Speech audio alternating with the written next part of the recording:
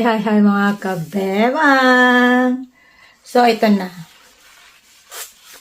Ito na yung aking biniki. Ay, diba? Iyan. Siyempre, malambot yan. Oh, malambot.